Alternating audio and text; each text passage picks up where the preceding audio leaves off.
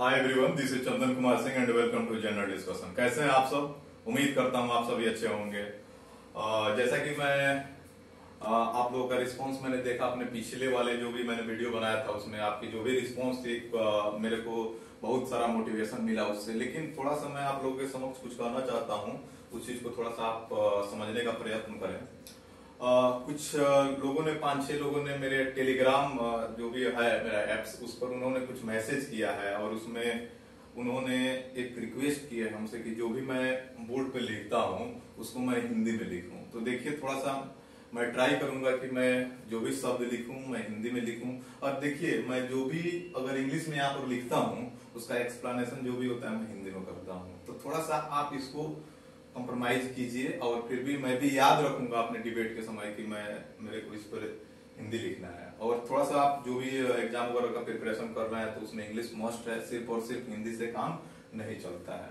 दूसरा ये चीज है, मैं बोलूंगा कि 2 मेरे फ्रेंड थे, उन्होंने मेरे बारे में जानने का प्रयास किया है कि मैं कौन हूँ, क्या हूँ। तो देखिए, मेरे बारे में जानने की ज्यादा नीड नहीं है और जो मैंने अपना एक मुहिम स्टार्ट किया है यहाँ पे, वो आप लोगों के समक्ष जो भी मैं स्टडी करता हूँ उसको आप लोगों के समक्ष मैं प्रेजेंट करता हूँ। और तो अगर आप टेलीग्राम के माध्यम से मेरे पास पहुंच सकते हैं तो मेरे बारे में भी आप लोग पता कर सकते हैं। बहरहाल, तो देखिए, मेरा जो प्लान था अभी का जो मैं वीडियो बना रहा हूँ उसमें मेरा पहले का ही प्लान था कि मैं कॉन्स्टिट्यूशन का एक नहीं होता है कि एक जो भी हिस्टोरिकल अंडरपिनियन वाले जितने भी एक बेसिक नॉलेज है उस सारा बेसिक नॉलेज आप लोगों को एक वीडियो के माध्यम से दूं, ताकि आपको अगर कोई भी वीडियो अगर पढ़ते हैं वहां पर वीडियो के माध्यम से अगर कोई भी स्टडी करते हैं कोई भी बुक, तो आपको ये वीडियो जो होगी आपको नहीं होता है कि एक अच्छा प्लेटफॉर्म माध्यम बनेगी। लेकिन मेरे टेलीग्राम एप्स पे मैंने देखा कि मतलब कुछ लोगों ने सोलर से रिलेटेड मेरे को बोला कि एक बेसिक वीडियो बनाइए जिससे जो भी करंट अपडेट आ रहा है उसको लिंक से जोड़ा जा सके। तो फिर मैंने प्लान किया कि मैंने जो मेरा प्लान था उसको थोड़ा सा एक्सटेंड कर दिया और आज का जो हम यहाँ पर बात करेंगे उस सोलर से बेसिक रिलेटेड की इसका क्या हिस्टोरिकल कहानी है। और आज के समय में देखा जाए तो एनर्जी से रिलेटेड अपडेट आ रहा है और उसमें सौर से रिलेटेड तो ज्यादा कुछ गवर्नमेंट है या इंटरनेशनल तौर पर भी ज्यादा डिस्कस किया जा रहा है। खासकर पॉल्यूशन इन्वायरमेंट से रिलेटेड अगर कुछ मुद्दा अगर जनरेट होते हैं तो वहां पर तो ज्यादा इसका चर्चा किया जा रहा है। तो मैं भी सोचा कि थोड़ा सा अगर टाइम देकर आप लोगों के समक्ष इस चीज को प्रेजेंट कर दिया जाए। एक और चीज मैं यहाँ से आप लोगों को पूछने का प्रयास करूंगा कि अगर मैं आप लोगों के समक्ष अगर 2 घंटे 3 घंटे का अगर वीडियो अगर लाता हूं तो क्या आप उसको पसंद करेंगे? जैसे अब मानिए कॉन्स्टिट्यूशन का ही लेकर के अगर हम आते हैं तो अगर मानते हैं कि आधा घंटा 45 मिनट 50 मिनट का अगर एक वीडियो बनाते हैं और फिर उसको अगला वाला जब हम वीडियो बनाएंगे तो उसको पिछले वाले से रिलेट करने में 15-20 मिनट चला जाएगा, तो टोटल हमारे पास टाइम बच जाता है 30 से 35 मिनट। और आप भी नहीं होता है कि इंटरलिंक कर करके परेशान हो जाएंगे। तो अगर जब 5-6 वीडियो हो जाते हैं तो थोड़ा सा नहीं होता है कि 5-6 हैं तो आपको थोड़ी सा समझने में थोड़ा सा प्रॉब्लम होने लगता है। तो इसका थोड़ा सा आप लोग मेरे को बताइएगा कि अगर आप लोग अगर ऐसा पसंद है तो मैं ट्राई करूंगा कि मतलब एक नहीं होता एक बराहत तौर पर उसको एक कॉन्सेप्चुअल आपके अंदर मैं चाहूंगा कि मैं वीडियो के माध्यम से आप लोगों के समय प्रेजेंट करूं। तो चलिए स्टार्ट करते हैं। लेकिन जैसा कि मेरा मोटो रहता है कि मैं एक स्टोरी सुनाता हूं अपने जो भी वीडियो बनाने से पहले, ताकि आप लोगों के अंदर एक मोटिवेशन मिलता है। देखिए, मैं फिलहाल अभी एक महात्मा गांधी का मैं अभी नहीं होता है उनका लाइफ से रिलेटेड मैंने एक बुक खरीदा था। उनकी पूरी लाइफ साइकिल उसमें बताई गई है। उसका नहीं होता है कि बिगिनिंग से लेकर के एंड तक उसमें बहुत अच्छी है। पीके सिन्हा नाम है राइटर का, बहुत अच्छी लगी मेरे को वो बुक। और उसमें मैं उसी में से एक कोट आपको यहाँ पर निकालता हूँ और उस कोट को आप लोगों के समक्ष प्रेजेंट करता हूँ, शायद आप लोगों को मोटिवेट करे। देखिए, एक समय की बात है जिस समय महात्मा गांधी पढ़ रहे थे, तो पढ़ने का ड्यूरेशन हुआ कि मतलब मैं बिल्कुल पीछे नहीं जा रहा हूँ, मेरा जो मोटो है मैं उसी को बताने का प्रयास कर रहा हूँ। उनकी जो भी फादर थे, फादर एक्सपायर हो जाते हैं और फादर एक्सपायर हो जाने के बाद मतलब इनकी जो एजुकेशन है लगभग हाई स्कूल कंप्लीट हो जाती है। और इनको होता क्या है कि मतलब इनको एजुकेशन से रिलेटेड बाहर भेजा जाए लेकिन फाइनेंशियल कंडीशन होता है किसी भी स्टूडेंट के लिए, और उस समय लगभग मान के चलिए कि लगभग 1880 के आसपास की मैं बात कर रहा हूँ। तो उस समय समस्या हो रही थी, मतलब फाइनेंशियल समस्या हो रही थी उस समय। तो वो अपना जो भी एजुकेशन कर रहे थे, अहमदाबाद में उनके एक फ्रेंड थे, उस फ्रेंड के पास जाकर के वो अपने हाई स्कूल के बाद का स्टडी कर रहे थे। और स्टडी के दौरान ये हुआ कि उसी समय इनके भाई और इनके माँ उनसे मिलने के लिए गए। तो इनके जो भाई थे, नहीं होता कि इन द सेंस आप समझ लीजिए, इनके जो भाई थे और इनके भाई से जो महात्मा गांधी का जो दोस्त था, उसने बोला कि महात्मा गांधी को, उस समय तो खैर महात्मा शब्द इनके नहीं लगाया था, माने मोहनदास को मतलब दूसरे कंट्री में भेजा जाए कि वो अपना बराबर तौर पर अपना एक, नहीं होता है कि एजुकेट हो और वो अपना शिक्षा प्राप्त करे, और उस शिक्षा जो हो क्या करे वो ला करके अपने इंडिया में, शायद नहीं होता है कि हम लोगों के लिए एक बेहतर प्लेटफॉर्म बन सकता है। अगर नहीं होता है कि उस समय के लिए एजुकेशन बिल्कुल नाम आकर थी, अगर उस समय अगर कोई टेक्निकल सेक्टर में जाता है, अगर कोई लॉ सेक्टर में जाता है, अगर कोई मेडिकल सेक्टर में जाता है, तो थोड़ा सा हम लोगों के कंट्री के लिए बेहतर चीज हो सकता था। लेकिन उनके भाई और उनको माँ को थोड़ा सा नहीं होता है कि समस्या लगा कि मतलब कैसे भेजे, नहीं भेजे, क्या करे, पैसा इतना कहाँ से आएगा। लेकिन इनका जो दोस्त था मोहनदास का, उन्होंने उसको क्या किया कि मतलब अपने तरफ अट्रैक्ट कर लिया। जब अट्रैक्ट कर लिया तो उन्होंने प्लान बना लिया, और प्लान बनाने के बाद की कहानी ये हुई कि इनको इंग्लैंड जाना था और लॉ की पढ़ाई करनी थी वहां पे। इसी ड्यूरेशन, ये तो मतलब पृष्ठभूमि हो गई। इसी बीच में क्या हो रहा था, जब वो मतलब नहीं होता है कि हाई स्कूल के बाद, इन द सेंस आप समझ लीजिए कि जैसे मानते हैं कि 10th क्लास हुआ आपका, 10th क्लास आप पढ़ लेते हैं और यहाँ पर होता है +2। तो इस 2 साल का जो टाइमिंग था, इसके बाद इनको जाने की बात हो रही थी यहाँ पे इंग्लैंड। तो मैं यहाँ पर इस 2 ईयर की कहानी बताऊंगा। 2 ईयर की घटना ये हुआ कि मतलब ये मोहनदास है, मानते हैं कि मोहनदास, अब मोहनदास के एक भाई थे, ठीक है, मोहनदास के भाई थे और इनका एक दोस्त था, समझिएगा ध्यान से। और इस दोस्त का मतलब बैड एक्टिविटीज का लड़का था, उसमें कोई ऐसी क्वालिटी नहीं था जो मतलब एक अच्छे इंसान की होती है। मतलब हर तरीके से वह डर्टी था, हर तरीके से, ना ही पढ़ने में, ना ही उसके पास अच्छे आचरण थे, ना ही उसके पास नहीं होता है कि मतलब, हाँ एक चीज कह सकते हैं, उसका जो फाइनेंशियल बैकग्राउंड था वो बेहतर था, बाकी हर चीजें गलत था, उसमें हर चीजें गलत था। मतलब ना ही मतलब नहीं होता है कि हमेशा पढ़ाई में डिस्टर्ब करने वाला बंदा था ये लड़का। हमेशा उस समय के लिए एक सबसे बड़ी माना जाता था कि नॉन वेज को लेकर के, तो नॉन वेज ज्यादा खाता था। और मतलब कितना आप इमेजिन कर लीजिए कि हर वो बैड एक्टिविटी इस लड़का में था। और इस बैड एक्टिविटी वाले लड़के को ज्यादा नहीं होता है कि बनता था इससे। जब इस लड़का से जब इनका ज्यादा बनता था, इनके तो मोहनदास के जो भाई थे और इनकी माँ थी, इन लोगों को ज्यादा समस्या होने लगा कि हो सकता है कि मतलब ये बैड एक्टिविटी वाला जो लड़का है शायद मोहनदास को अपने जाल में फंसा ले और यही सारा एक्टिविटी मोहनदास के पास आ जाए। तो इतना डर गए ये लोग कि मतलब हमेशा समझाने लगे, समझिएगा इस चीज को, समझाने लगे। एक दिन की बात है, मोहनदास एकदम से नहीं होता है कि परेशान हो गए और इरिटेट होकर के गुस्सा में आ गए। नहीं होता है कि आदमी एक एक चीजें जब बार बार सुनता है तो इरिटेट हो जाता है, और वहीं इरिटेट होकर के गुस्सा करके एक स्टेटमेंट बोले जो यही नहीं होता है कि एक मोटिव है, हर इंसान को चीजें सीखना चाहिए। मोहनदास करमचंद गांधी ने कहा ये चीज है कि क्यों हम लोग एक अपने से बेहतर लोगों की तलाश में हमेशा पड़े रहते हैं। हर इंसान यह क्यों तलाश करता है कि मुझे एक अच्छे इंसान से मिलना है, एक अच्छे नहीं होता है कि आचरण वाले लड़के से मिलना है, अगर एक नहीं होता है कि अच्छे ब्रिलियंट स्टूडेंट से मिलना है, जिनका नहीं होता है कि सोशल कल्चर बेहतर हो, जिनकी सराउंडिंग बेहतर हो, मतलब इन द सेंस आप समझ सकते हैं कि हर सेक्टर में बेहतर हो। हम उसी के साथ नहीं कह सकते हैं कि हम उसी के साथ अपना फ्रेंडशिप करें, अपना लाइफ स्टाइल बेहतर करें ताकि मेरी लाइफ बेहतर हो सके। मतलब अगर मानते हैं कि मोहनदास का कहने का मतलब यह है कि मैं अगर इस बैड एक्टिविटी वाले लड़के से अगर हम दोस्ती करता हूं तो मेरी लाइफ खराब हो जाए, नहीं होता है कि मेरी लाइफ नहीं होता है कि बेहतर नहीं होगी, मेरी लाइफ खराब हो जाएगी।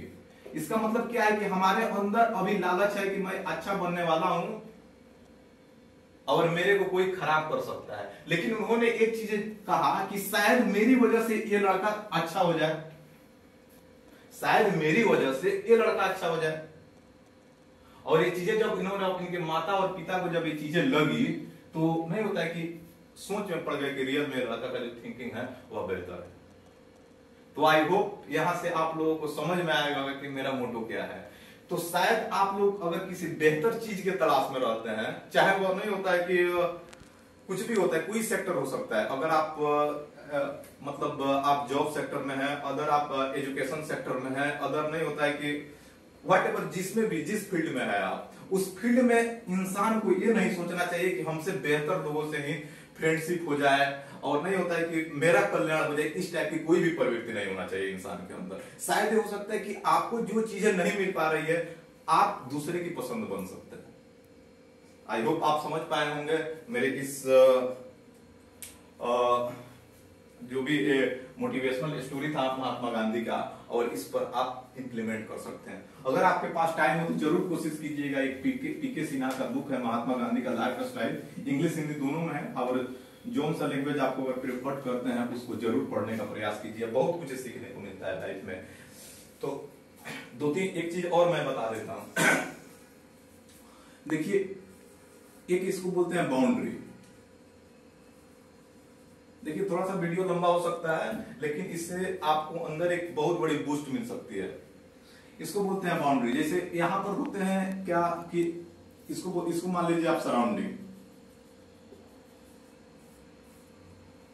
होता क्या, जैसे यहां पर होते हैं ह्यूमन। ये ह्यूमन का मतलब मैं बोल रहा हूं कि ह्यूमन का एज लगभग मान के चलिए 25 से लेकर 15 से लेकर 30 ईयर तक हो सकता है। ये 25 से 30 ईयर वाले लोग हमेशा लाइफ को लेकर के कंफ्यूज रहते हैं कि हमें लाइफ में अपने क्या करना है। अगर मानते हैं कि इसमें स्टूडेंट भी हो सकते हैं और प्रोफेशनल भी हो सकते हैं, तो प्रोफेशनल वाले का एक समस्या होता है कि जो भी प्रोफेशनल होते हैं कि क्या मैं जो चीजें कर रहा हूं बहुत बेहतर है कि नहीं। उनको नहीं होता है कि एक सही चुनाव जिस पथ पर चल रहे हैं। आप देखिएगा अभी के समय में क्या हो रहा है, अभी के समय में देखिएगा हर आदमी अपने जीवन से खुश नहीं है। अगर मानते हैं यहां पर अगर कोई पॉलिटिशियन है, तो वो अपने लाइफ में क्या है, परेशान है, क्योंकि उसको ये चीजें बिल्कुल पसंद नहीं आ रहा है, वो दूसरी सेक्टर की तरफ जाना चाह रहा है। ठीक, अगर मानते हैं कि कोई जॉब होल्डर है तो जॉब में क्राइटेरिया मान लीजिए एक होता है आपका प्राइवेट और एक होता है गवर्नमेंट। प्राइवेट वाले को हमेशा ये चीज रहती है कि गवर्नमेंट में जाए, और गवर्नमेंट वाले का आजकल ये डर लग रहा है कि मतलब जो गवर्नमेंट की जो प्रवृत्ति आ रही है प्राइवेटाइजेशन को लेकर के, उनके अंदर ये भी डर लग रहा है कि मतलब ये क्या हो रहा है मेरे साथ। तो ये जॉब वाले का समस्या है। एक आम आदमी है, जैसे मानते हैं यहाँ पर जैसे फार्मर है, तो फार्मर के साथ ये समस्या है कि मतलब एग्रीकल्चर से रिलेटेड या मतलब अपने सोशल से, जैसे किसान के पास क्या हो सकता है, जैसे मानते हैं कि सोशल कॉज हो सकता है और इसमें रिलीजियस कॉजेज हो सकता है। तो मतलब एक धार्मिक उत्पीड़न से लेके, और रूरल एरिया में क्या होता है कि माइंडली सब लोग डेवलप नहीं होते हैं। जब डेवलप नहीं होते तो इनके पास तरह तरह की समस्याएं होती है। तो अपने इस जिंदगी में क्या होता है कि वो खुश नहीं रहते हैं, और इनका आने वाला जो पीढ़ी जो होता है उसको इस सेक्टर में डालने का प्रयास करते हैं, या तो गवर्नमेंट या प्राइवेट व्हाटएवर कुछ भी। इसी तरह नंबर ऑफ समस्याएं हैं हर सेक्टर में। ये नहीं है कि मतलब मेरे कहने का मतलब है कि अब सिर्फ 15 और 30 के लोगों के बीच में ये समस्या आती है। तो 15 और 30 तो मैंने प्रोफेशनल का तो बता दिया आपको, समय ये समस्या आता है। अब मैं बात करूंगा स्टूडेंट के साथ क्या होता है। देखिए, स्टूडेंट के साथ समस्या क्या होता है कि ये सही चुनाव अपने लाइफ का नहीं कर पाता है, क्योंकि जो सराउंडिंग होती है ना, नंबर ऑफ स्टूडेंट होते हैं, उनको सबसे बड़ी समस्या होती है कि ये सराउंडिंग का सुनते हैं, वो अपना नहीं सुनते। क्योंकि अगर आप अपना जिस दिन सुनना शुरू कर दोगे, definitely you will get success. तो आपको अपना सुनना है। दूसरा एक चीज होता है कि जैसे आपने कोई एक प्लान लिया कि मेरे को ये चीजें करना है। जब आप प्लान लीजिएगा, यहां पर मानते हैं कि जैसे आपने प्लान लिया, तो वो प्लान दो टर्म में होता है। एक होता है शॉर्ट टर्म, एक होता है long term. Short term in the sense कि मतलब आप अपने आप से क्या कीजिए, समझौता कीजिए, और अपने जीवन को क्या कीजिए उसके अकॉर्डिंग ढाल लीजिए। जैसे एक बंदा है, ग्रेजुएट है, और ग्रेजुएट होने के बाद इसको नहीं होता है कि उतनी पैसा मिलना प्रारंभ हो गया है जिसकी उसकी जिंदगी क्या होती है, मतलब ठीक ठाक चल सकती है। तो इस बंदे के पास अभी इतना समय है कि उस पैसे को अपनाए और अपना पूरा जीवन जो हो, नहीं होता है कि एक निरंतरता के साथ, समग्रता के साथ आसानी से बिता दे लाइफ। एक है, या इसके पास एक और है कि मतलब अपने आप को ग्रेजुएट के बाद अपने आप को एक अच्छा प्लेटफॉर्म क्रिएट करे, मतलब नहीं होता कि थोड़ा टाइम दे और टाइम के बाद एक बेहतर प्लेटफॉर्म क्रिएट करे जिसकी इसके साथ साथ क्या इसका आने वाला जो भी पीढ़ी है उसको भी अच्छा कर सके। अब पीढ़ी क्या है, अपने यहाँ से जो जितने भी लोग अगर इससे जुड़े हुए हैं, इसको सराउंडिंग बोल रहे हैं इसको, तो जितने भी लोग जुड़े हुए हैं सबका भलाई कर सके। ये दो ऑप्शन है यहाँ पर। अब यहाँ पर शॉर्ट टर्म में क्या होता है कि आपने अगर कॉम्प्रोमाइज कर लिया लाइफ में तो आपके जितना भी स्ट्रगल है, आप जब तक दुनिया में चलोगे, मतलब जब तक आपकी लाइफ एंड ना हो जाए तब तक कुछ ना कुछ समस्याएं आपको परेशान करती रहेगी और हमेशा इस शॉर्ट टर्म के डिसीजन की वजह से आप पूरे जीवन में परेशान रहोगे। लेकिन लॉन्ग टर्म में देखिए, लॉन्ग टर्म में क्या होता है कि अगर आप थोड़ा सा टाइम तो लेते हो और उस टाइम के बाद अगर जो भी चीजें आप अचीव करते हो तो वो आपकी प्रॉब्लम तो सब ध्यान है, लेकिन आप अंदर से जो यहाँ पर जो गिल्टी फील करते थे वो गिल्टी आप नहीं फील करोगे। एग्जैक्टली आप समझ पा रहे हैं कि मेरा कहना क्या है। यानी नंबर ऑफ समस्या यहाँ पर देखिए, अगर आप शॉर्ट टर्म को ये स्कीम लेते हैं, कोई भी चीज अगर शॉर्ट टर्म पर चलते हैं तो यहाँ पर भी समस्या है आपके पास, और उस समस्या के पास आपका एक निदान है कि अभी आपके पास थोड़ा सा समस्या है, इस समस्या को छोटा छोटा करते करते करते अपनी लाइफ बिताइए। अगर मैं मानता हूं कि अगर आपके पास थोड़ा सा समस्या है तो एक ही बार कोशिश कीजिए ना, इस समस्या को यहाँ पर एक बाउंड्री बनाइए और इस पूरे समस्या को क्या कीजिए, झेलिए इसको, और इस पूरे समस्या को कलेक्ट कर लीजिए अपने अंदर, और एक इतना फोर्स और अपने आप में इतना हार्ड वर्किंग कीजिए, इतना मेहनत कीजिए कि इस जो भी ये बॉर्डर बन रहा है उस बॉर्डर को क्रैक कर दीजिए, और क्रैक करके एक सक्सेसफुल पर्सन के तौर पर अपने आप को डेवलप कीजिए। तो आई होप मेरे को लग रहा है कि मैं विषय से विषयांतर हो रहा हूं, लेकिन मैं उम्मीद कर सकता हूं कि आपके करियर के लिए ये सारे पॉइंट आपको बूस्ट दे सकते हैं।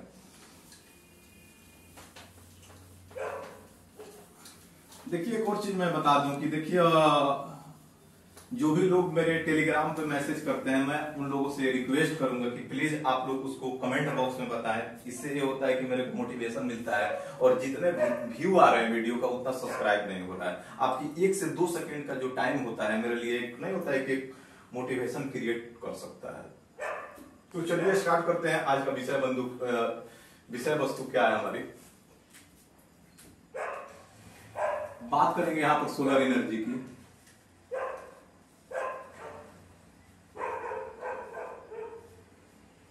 सबसे पहले जब आप सोलर एनर्जी जब यहाँ पर कहेंगे तो आपके दिमाग में आ जाएगा आखिर क्यों। हमेशा जैसे आपको दिमाग में आ जाएगा कि सोलर ही क्यों, सबसे बड़ी समस्या। तो सबसे एक एक करके थोड़ा सा जानने का प्रयास करते हैं। यहाँ पे सोलर में क्या होता है कि प्रदूषण जो होता है आपका बहुत ज्यादा होने लगता है। पोल्यूशन जो होगा आपका बहुत ज्यादा सोलर में नहीं होता है। मतलब सोलर लगाने का मतलब ये है कि मतलब एक पोल्यूशन जो हाई है उसको डिक्रीज किया जाए। और पोल्यूशन किस में हाई होता है आपका, जैसे आप लीजिएगा थर्मल एनर्जी हो गया आपका, थर्मल एनर्जी आपका लगभग यहाँ पर मान के चलिए 60%, अभी के समय में 60% यूज होता है थर्मल एनर्जी।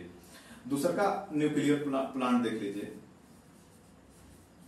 न्यूक्लियर प्लांट्स, बहुत सारे प्लांट है यहाँ पर, ताकि यहाँ से पॉल्यूशन ज्यादा होता है, कार्बन ज्यादा डेवलप होता है, और कार्बन ज्यादा डेवलप होता है तो समस्याएं क्रिएट हो जाती है हमारे लिए।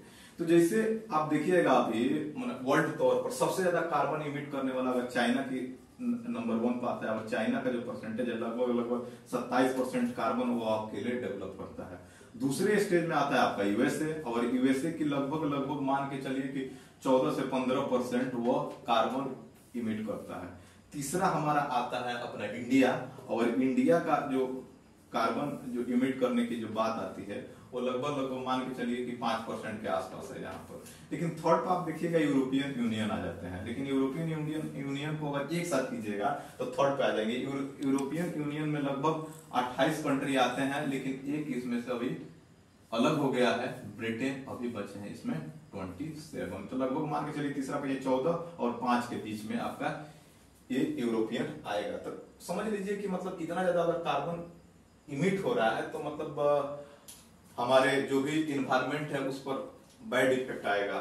तो इसके लिए सबसे ज्यादा जरूरी क्या है कि मैं और आप सभी मिल करके और जो भी देशवासी हैं, इंडिया हो गया, चाइना हो गया, पाकिस्तान हो गया, बांग्लादेश हो गया, भूटान हो गया, वॉट एवर जितने भी कंट्री हैं, एक एक लोग इस पर नहीं होता है कि अपना ट्राई करें कि मतलब इस चीज को कम किया जाए। तो अगर इस पोल्यूशन को कम करना है तो देखिए इसका जो जगह है आपको देना पड़ेगा किसमें, सोलर एनर्जी के तौर में।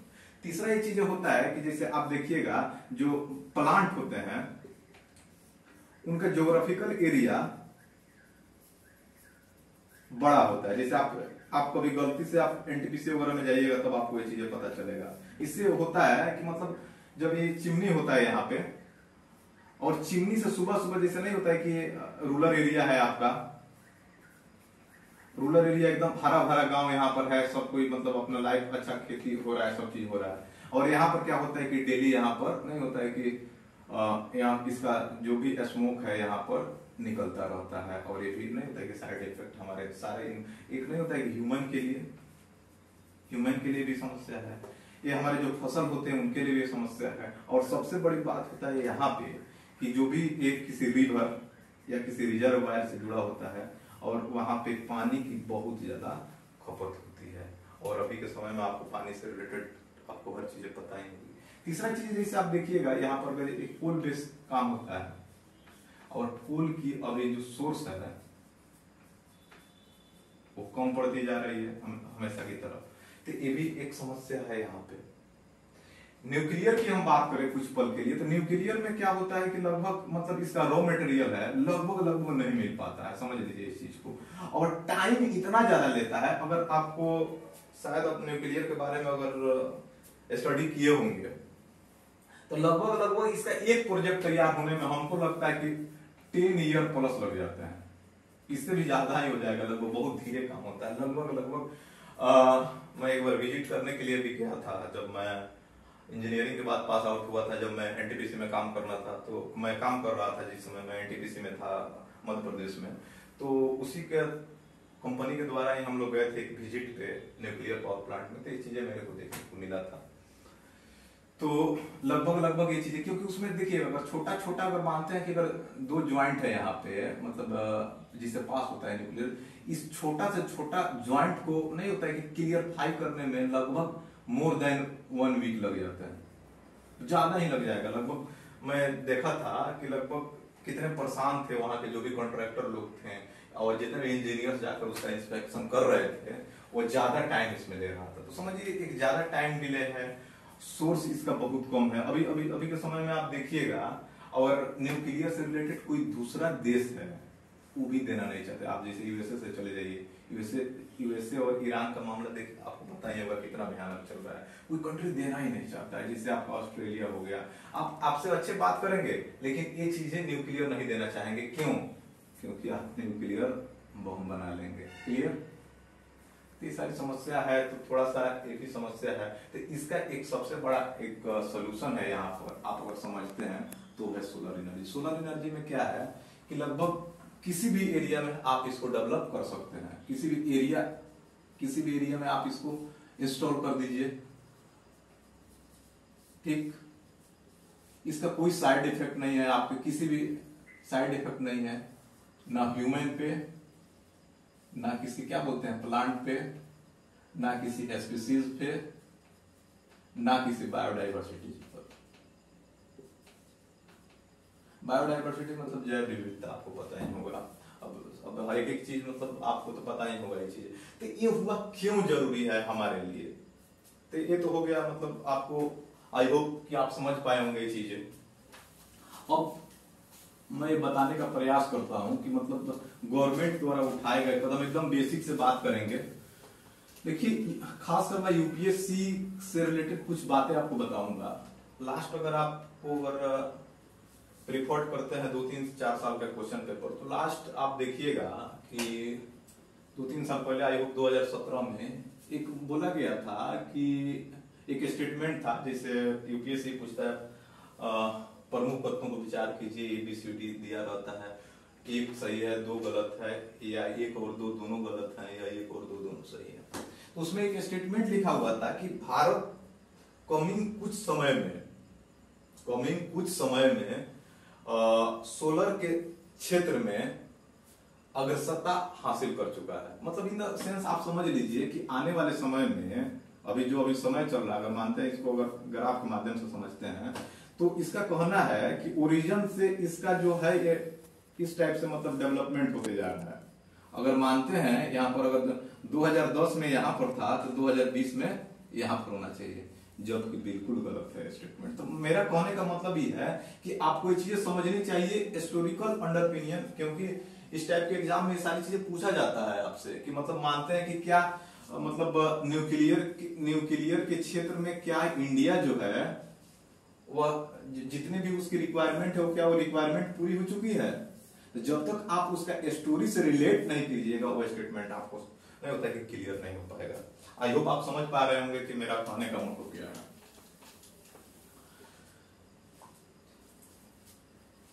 देखिए 2008 की बात है। 2008 में जैसे मैंने आपको बताया कि एक सम्मेलन हुआ था, और उस सम्मेलन में नहीं होता है कि कार्बन से रिलेटेड कि कैसे हम कार्बन को कम किया जाए, क्योंकि इंडिया भी तो 5-6% कर रहा है। तो उसमें हर जो भी कंट्री थे उस हर कंट्री को ये भी बोलना था कि मतलब हम कैसे कार्बन को नहीं होता है कि मतलब ओवरकम करें।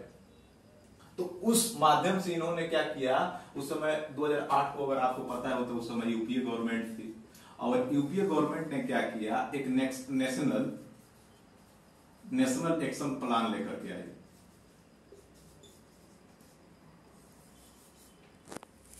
जिनका अगर नेशनल एक्शन प्लान की बात करें तो इनका मेन मुद्दा था कि मतलब आपको ऐसे एनर्जी डेवलप करना है ताकि नहीं होता है कि कार्बन इमिशन कम से कम हो। बिल्कुल नहीं होता है कि किसी प्रकार की साइड इफेक्ट इनका इसमें मोटो था। अगर पर्पस की बात करें तो सबसे पहली बात था कि बायोडाइवर्सिटी पर इफेक्ट ना करे, क्लियर। दूसरा ये चीज था कि इन्वायरमेंट पॉल्यूटेड ना हो, ठीक।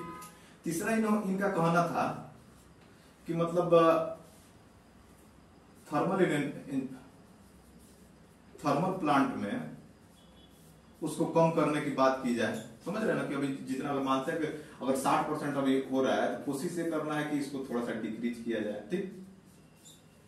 इसी तरह कुछ बहुत सारे प्रावधान थे यहाँ पे। मतलब फाइनली एक मोटो समझ लीजिए, मकसद यही था कि हम लोगों को कार्बन इमिट कम करना है, पॉल्यूशन बढ़ने नहीं देना है, क्लियर। अब यही सिलसिला 2010 में जब आइएगा, 2010 हुआ, और 2010 में भी यूपीए का ही गवर्नमेंट थी। और जब 2010 में जब यूपीए गवर्नमेंट थी यहाँ पर, तो इन्होंने इसी का नाम जवाहरलाल नेहरू सोलर एनर्जी के टर्म में नाम दे दिया इन्होंने। काम यही था, बस नाम इसका क्या किया गया, चेंज कर दिया गया।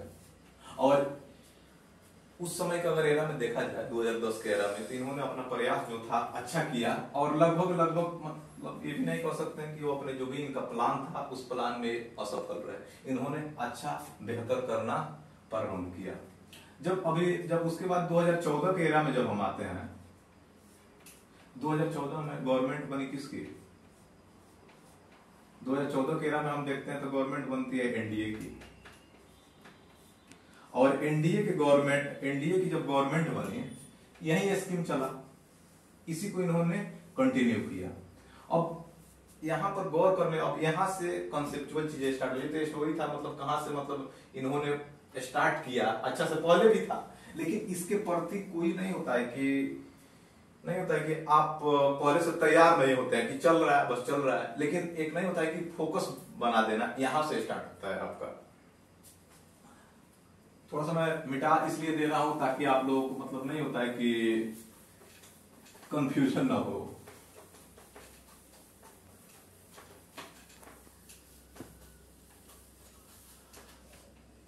अब देखिए 2015 का बात है यहाँ पे। 2015 में जब एनडीए की गवर्नमेंट यहाँ पे आई है, तो ये जवाहरलाल नेहरू जो जो सोलर प्लान था यहाँ पे, उस सोलर प्लान में अब ये समस्या आने लगा कि नहीं होता कि जितना प्रोडक्शन था यहाँ पे उतना हो नहीं रहा था, जितना इनको एनर्जी चाहिए स्टोर के तौर पर उतनी इनको मिल नहीं पा रहे थे।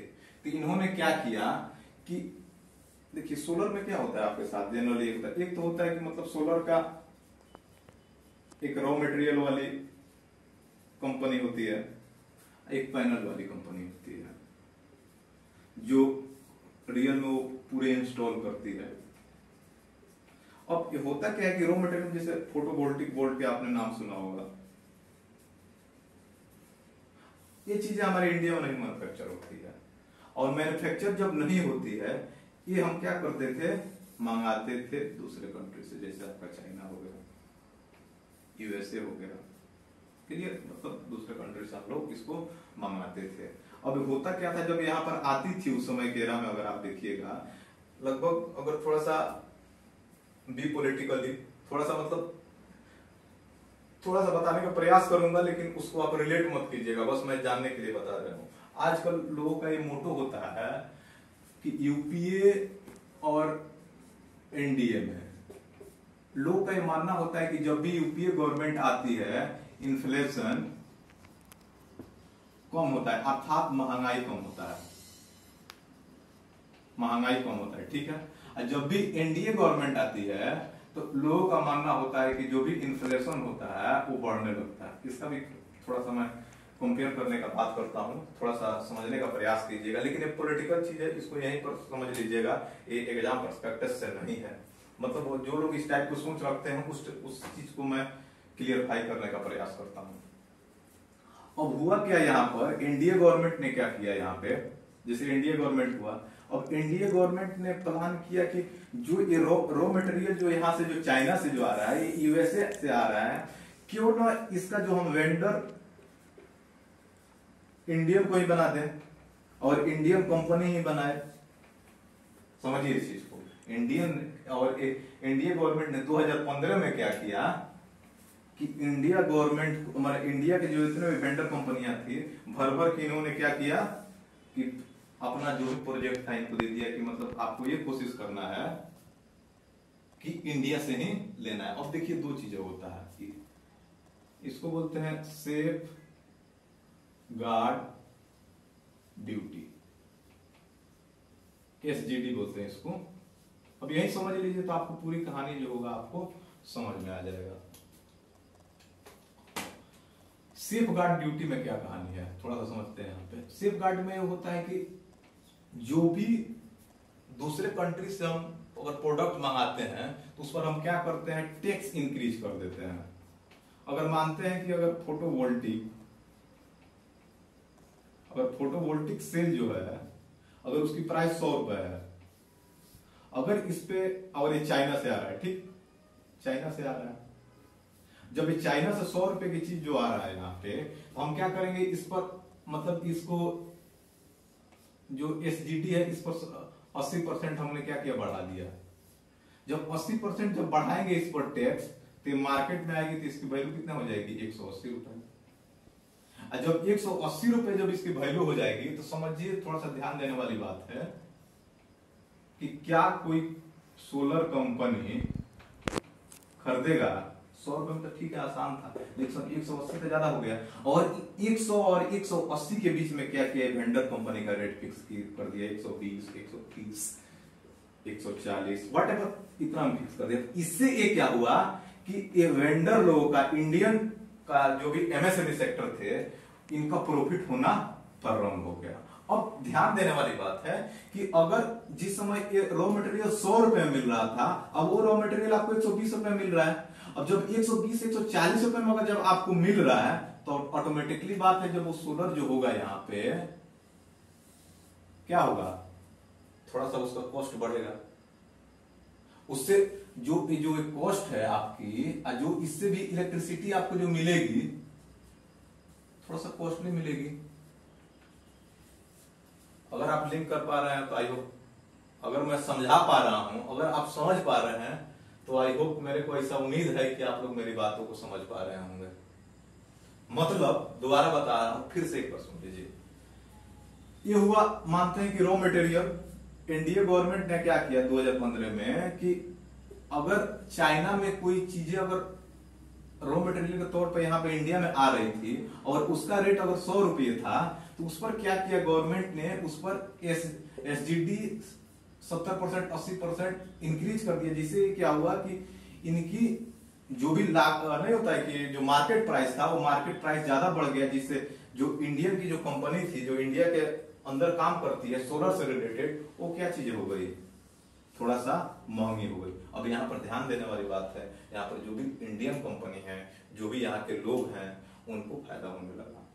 मतलब यहाँ ये हो गया कि मतलब ग्रोथ आपको बढ़ने लगा, लेकिन थोड़ा सा महंगाई है। क्लियर यहाँ पर? अब ये शायद आप इस चीज को आप रिलेट कर पाए, थोड़ा सा आप रिलेट कर लीजिए। मैं ज्यादा कुछ नहीं बोलूंगा क्योंकि ज्यादा पॉलिटिकल अच्छी बात नहीं है।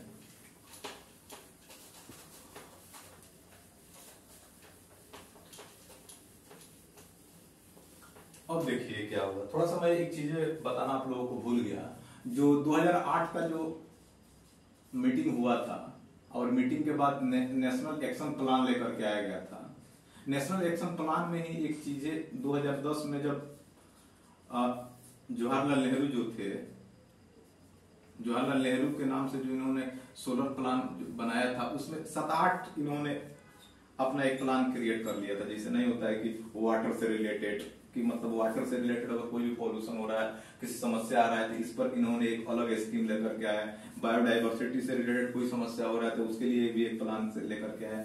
अगर मानते हैं फॉरेस्ट से रिलेटेड अगर कोई समस्या आ रहा है तो उससे मतलब नहीं होता है, उससे रिलेटेड एक प्लान लेकर के आए। उसी में एक था सोलर, आपका SOL, या सोलर को कैसे इंप्रूव किया जाए, उसका ये भी एक प्लान था। उसके बाद एक और प्लान था आपका हिमालय से रिलेटेड, कि हिमालय से तटीय जो भी क्षेत्र है उसमें जंगल को कैसे इंप्रूवमेंट किया जाए। तो ये सारे इसी में थे, और इसी में से जो एक सोलर वाला केस था जिसके हम अभी चर्चा कर रहे हैं, थोड़ा सा मतलब माइंड से स्लिप कर गया था, इसलिए थोड़ा सा डिले से मैं इसको बाद में बता रहा। खैर बहरहाल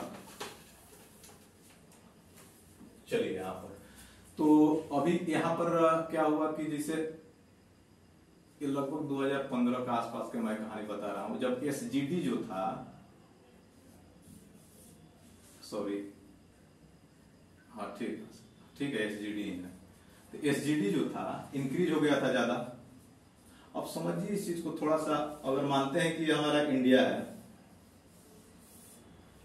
है यहाँ पर, अब एक रूल होता है, आप अगर नाम सुने होंगे जिसको बोलते हैं WTO, वर्ल्ड ट्रेड ऑर्गेनाइजेशन। ये वर्ल्ड ट्रेड ऑर्गेनाइजेशन का मतलब ये है कि ये ट्रेड ऑर्गेनाइजेशन है कि जितने भी कंट्री हैं उस कंट्री का रेगुलेटिंग सिस्टम है। यहाँ पर जो भी ट्रेड संबंधी, व्यापार से रिलेटेड कोई भी समस्या होगी, इसका ये निपटान करेगा। तो जब यहां से जब 70-80% जब यहां पर लगाया गया ड्यूटी, जब नहीं होता कि जब इसको बढ़ा दिया गया टैक्स, जितने भी कंट्री थे ये लोग चले गए WTO में, क्योंकि उनका ये मानना था कि अगर मानते हैं अगर इंडिया ऐसा करता है तो हमारा मटेरियल तो अंदर जाएगा ही नहीं। और ये WTO का नहीं होता है कि जो भी कमिटमेंट है उस कमिटमेंट के अगेंस्ट है। तो मीटिंग हुआ 2017 के आसपास की मैं बात करता हूं, और 2017 में क्या हुआ, इसको मतलब इंडिया को उसमें शामिल किया गया, और इंडिया इस केस में क्या हुआ, हार गया। कि मतलब ये SGD जो है, सेफ गार्ड जिसको बोलते हैं, सेफ गार्ड ड्यूटी को हटाने की बात की गई। लेकिन एक और प्रावधान है, शायद अगर आप अच्छे से पढ़ते होंगे, इन्होंने अपना एक लास्ट प्रपोजल दिया। अगर मतलब इंटरनल स्टेट में अगर कोई डेवलपिंग कंट्री है, WTO में स्पेशल लिखा हुआ, अगर मानते हैं अगर कोई डेवलपिंग कंट्री अभी ग्रो कर रहा है, तो ग्रो करते समय 2-3 चीजें ध्यान दिया जाता है। जब जो भी कंट्री डेवलप किया जाता है तो उसमें 2-3 साल के लिए मतलब अपने कंट्री के ग्रोथ को डेवलप करने के लिए आप 2-3 साल के लिए इसमें मतलब नहीं होता है, इसको लगा सकते हैं। तो ये 2017 में प्रपोजल दिया इंडियन गवर्नमेंट ने, और इसको एक्सेप्ट भी किया गया। और उसके बाद 2017 में जो आप देखिएगा, जवाहरलाल नेहरू जो सोलर स्कीम थी, उस सोलर स्कीम को इन्होंने 2017 में नाम बदला। अब इसको सौर ऊर्जा मिशन के नाम से 2017 में इसको लाया गया। यहाँ पर बात वही है, मतलब 2008 में शुरू हुआ, फिर 10 में क्या नाम हुआ, फिर 2017 में। तो इन्होंने 3 टारगेट दिए 2017 वाले केस में। इन्होंने क्या किया, 3 टारगेट दिए। पहला 2-2 साल करके 3 स्टेज इन्होंने दिया, 1 2 3। पहला स्टेज में था कि इन लोगों को 1000 मेगावाट बनाना था, दूसरा में 10,000 मेगावाट बनाना था, तीसरा में आपको मतलब 20,000 मेगावाट बनाना था सोलर। ठीक ठीक। अब 3 टर्म में इन्होंने बांट दिया, ये हो गया, ये हो गया। और इसका जो टाइमिंग है ये लगभग 2022 तक इसको कंप्लीट करना है। लेकिन लास्ट कुछ समय में 2019 में नरेंद्र मोदी जी ने एक अनाउंस किया था कि इसको 20,000 से बढ़ा करके इसको 1 लाख करना है, 1 लाख मेगावाट करना है। मैंने इन्होंने प्लान इसको नहीं होता है कि बढ़ा दिया। अब मुद्दा यहाँ पर आता है कि जैसे ये 3 साल तक ही एसजीटी आप जो है आप 3 साल तक ही रख सकते हैं। 2017 से लेकर के मानिए यहाँ पे 2017 में आप जब जाइएगा तो 2017 से लेकर के अब तो 3 साल होने वाला है। जब आप सेफ गार्ड ड्यूटी जैसे हटाइएगा, इसका मतलब ये होगा कि बाहर से जो भी बनता, मेरा मानते हैं इंडिया है यहाँ से, तो दूसरे कंट्री से यहाँ से फिर से द्वार खुल जाएगा और फिर से रॉ मटेरियल यहाँ से अंदर आने लगेंगे यहाँ पे। तो फिर जो हमारा एमएसएमई सेक्टर है थोड़ा सा समस्या में आने लगेगा। तो यही एक न्यूज था, मतलब शायद आप लोगों को कंफ्यूजन हो रहा था कि शायद अभी के समय में, अगर एनर्जी मिनिस्टर का मैंने 2-3 दिन पहले का न्यूज बता रहा हूं, उन्होंने बोला था कि 2020 के एंड तक कुछ एसजीडी जैसा ही कोई प्लान लेकर के आएंगे, जिससे ताकि कुछ और इम्प्रूव हो सके यहाँ पर। अब बहरहाल क्या होता है नहीं होता है उस पर हम लोग थोड़ा नहीं जाएंगे, लेकिन ये न्यूज से रिलेटेड आप जो भी चीजें हैं उसको समझ सकते हैं और कर सकते हैं यहाँ पर क्या चीजें हैं। और इसमें एक और चीज है यहाँ पर, अब आपसे एक चीज मैं और बताने का प्रयास करूंगा कि यहाँ पर अब समस्या क्या हो रही है। रिकॉर्ड 2-3 साल का थोड़ा सा फीडबैक ले लें।